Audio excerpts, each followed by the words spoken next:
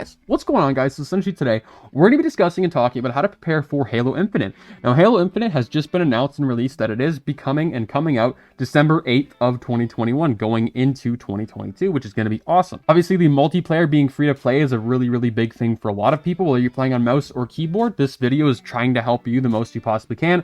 I am a person who comes from a Counter-Strike Global Offensive background, and just a Counter-Strike background itself, playing almost 10 years at this point, so I'm a very highly skilled Counter-Strike player and just a first-person shooter person on the PC and controller, for that matter. I've been playing on controller for a very long time as well. I've played pretty much every single Halo that has come out, as well as Call of Duty, and Call of Duty I've strayed away from, mainly a Halo and Counter-Strike player. I hope this game does what a lot of other games can't do, and that is bring the Halo community together, because I feel like the Halo community right now is just completely split up, and there's not really one end that's very good for everybody. Either you hate Halo 5, you love Halo 5, you love the Master Chief Collection, or you absolutely hate it, and there's no like in the middle between for a lot of people. It's like you hate or love a game, and it's really annoying, and I hope Halo Infinite brings together the entire community like Halo 3 did back in the day. With all that being said, let's hop right into the video. So number one is a pretty, basic thing, but that is practicing your aim, and you have to decide right away before you start practicing your aim what input you're going to be playing for Halo Infinite, and if you're going pro or not, if you're going to try and possibly go pro later down the line. So you have to decide if you want to play a mouse and keyboard or controller. And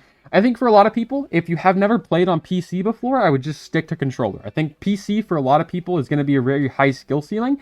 At the beginning, keyboard and mouse sounds like it's a very good idea for a lot of people. And yes, it is. It's a very good idea, especially if you get carpal tunnel. If you're playing claw on the controller, it's a very good way of, learning a new way without getting all these hand problems and arthritis and stuff like that. But the problem with PC for a lot of people is it has a very high skill ceiling, right? That's the difference between that and controller. The controller, everyone can kind of get really good at aiming because there's not really too much of a thing you can do. Like everyone's mostly on controller going to be playing the exact same sensitivity, and we're also going to be going into talking about what sensitivity you're going to be playing later down the line. If you guys look at Halo Master Chief Collection, Halo 3 for an example, on a PC, if you guys play Halo 3 or Halo 2, the aim assist on PC is absolutely horrific. You got to lead your shots versus controller. You can just straight up aim at the guy and he's dead. On PC, you clearly have to lead your shots, and you actually have to have a decent amount of skill to play Halo Master Chief Collection. And that's the older games for that matter on PC with keyboard and mouse. I haven't really played Halo in the past few years. I did play Halo back in 2017 going into 2018. I went to a few LANs for Halo 5 and placed very well in some free-for-all tournaments. And that was me pretty much just learning Halo 5. No matter, there's a little story behind this. I played Halo 5 essentially for about a month, and I haven't played Halo at this point since Halo 3, and I pretty much learned how to play Halo 5 like a professional with aiming and everything like that in the matter of just about a couple weeks. And I was able to be good enough to get placed into the highest rank in matchmaking and just go about my day and enter the LAN. Pretty much destroyed everybody, and everyone was like, oh, why are you like level 30 on matchmaking when they were all rank 148 in Halo 5? Once you decide what input you're going to be going with, and what I've kind of just shown you with controller versus keyboard and mouse. If you're on controller, I would highly suggest, if you really want to go professional later down the line for Halo Infinite and want to compete against other people, especially on keyboard and mouse, since you are going to be competing against people in keyboard and mouse in the professional scene later down the line, I would consider upping your sensitivity quite a bit. I think even if you're not a professional player, upping your sensitivity is a very good idea, because to keep up with these keyboard and mouse players, they're going to have a lot of flick, aim, shot movements, which is going to be very difficult for, controller players to keep up with, I think, later down the line. As well as if you are going to be going down the professional route, this is probably only for professionals, but I would consider turning off aim assist if you're playing Halo 5 or Halo on PC as of right now for your Xbox controller or PlayStation 5 controller. By turning off aim assist, I think Halo Infinite is going to have really strong aim assist at the beginning. PC players are really going to complain about the controller aim assist, and everyone's going to complain about it. I think it's going to get nerfed a significant amount for the PC players to even have a decent advantage.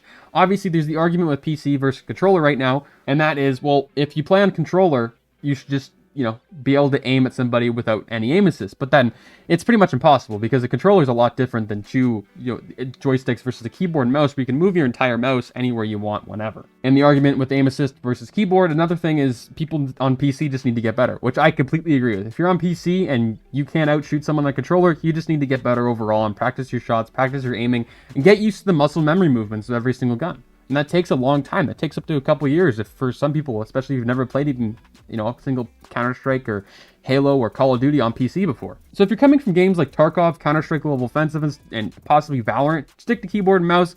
If you're a player that's coming from console, moving to PC possibly, just stick with controller. You're going to be fine. Nothing's really going to happen. The best possible game for you to actually practice and master your ability for Halo Infinite is Halo 5. The recent most the most recent title for Halo is Halo 5, and I think it's the exact same pretty much as Halo Infinite. The movement's very, very similar. Obviously, Halo Infinite moves a lot faster than Halo 5, but the thrust movement, I could see it possibly getting added to Halo Infinite, because the thrust movement was a very liked feature, I would say, in Halo 5, with most people anyway. With the newer generation of the community, and some people that were older fans, such as like Halo 3 fans, they didn't really like it. They liked the standard movement, which I understand, but that's a whole nother debate and debacle I don't really want to get into. And then there's the other option, which is practicing on the Halo Master Chief Collection, especially if you're playing on keyboard and mouse.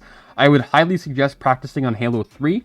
The competitiveness of that game on PC is very, very difficult. There's a very high skill ceiling with keyboard and mouse on there versus controller. If you go on Steam right now and try playing Halo Master Chief Collection, especially Halo 3, the majority of matches you're going to be getting into are all pretty much controller players, because they're at a better advantage than the keyboard and mouse. But if you're better at keyboard and mouse than everyone else, eventually, once you reach that point where we're very, very good in the keyboard and mouse, where we can actually hit those flick shots and movements, that's when you'll really see the keyboard and mouse shine out of anything else. The last things I actually want to discuss is, once again, I really want to emphasize, you got to turn up your sensitivity, even if you're not going pro on Halo Infinite.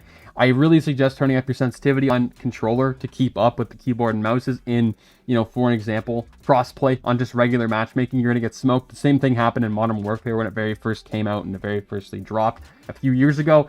On Xbox, PlayStation, and PC, it was all cross-platform. People were absolutely smoking kids on console with keyboard and mouse because it was just such a better advantage than everything else. So for you to hit those flick shots on controller, with this thing, you're really going to have to really up the sensitivity or possibly get a new controller. I play with the higher version, for an example, for the Xbox Elite controller, and I've been using this thing. I play claw. I don't really suggest playing claw because it really hurts your hands. I'd consider picking up the Xbox Elite or possibly a Scuff later down the line. Last thing to note is, don't complain, just practice to get better. And I think that's a big thing a lot of people are not going to do, but you got to do it. If you want to go pro and if you want to be the best possible Halo player, be the next Frosty, be the next Lethal inside of Halo, in competing, the esports scene for Halo has really, really gotten a lot of traction, a lot of money involved in it a lot recently, which is really, really good for Halo and the competitive scene. I think this game has a very, very high potential and a very potential right off the rip.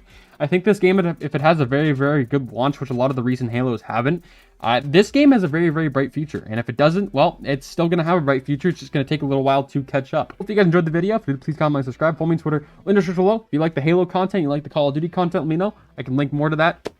Have a good day, guys. Peace.